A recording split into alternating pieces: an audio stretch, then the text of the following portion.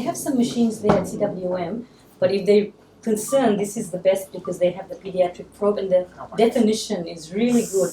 Looks at all the chambers, the blood flow, so very clear images. And they have to send, sometimes they have to send images to New Zealand as well, to the cardiologist, and they're very happy with the image quality. So certainly making a big difference, and we have a very high pickup of children with congenital heart disease, so children that are born with a defect or a hole in the heart. So you can detect all that? Yeah, we can detect all that.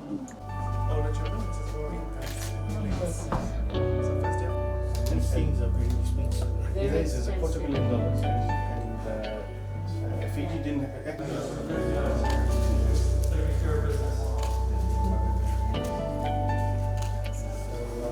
Will we have to feed the parents? Because parents, we don't want them to stress out. They're already stressed. Their kids, their children are going to have surgery, so we're going to take good care of them. And we just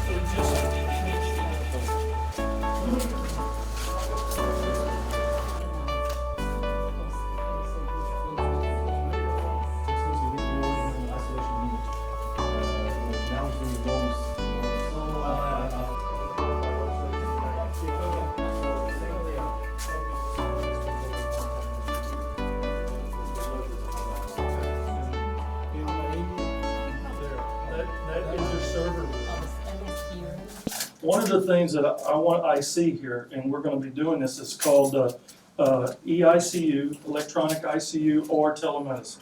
Okay. That way, if, let's say for instance, we have a child that we're having a hard time with, and we need another specialist to kind of give us a second opinion. Sure. We can call up New York, Los Angeles, New Zealand, Arizona, no matter where you're at in the world.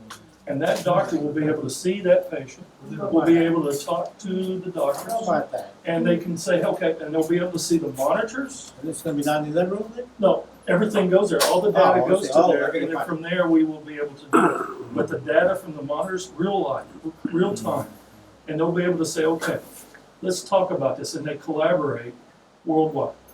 And so this will be a worldwide organization.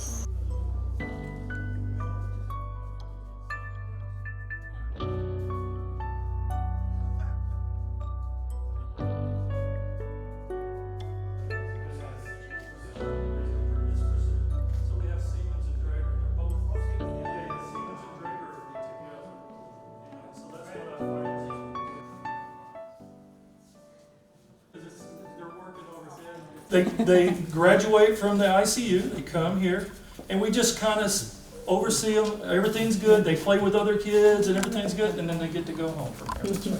So this is the good room. Yeah.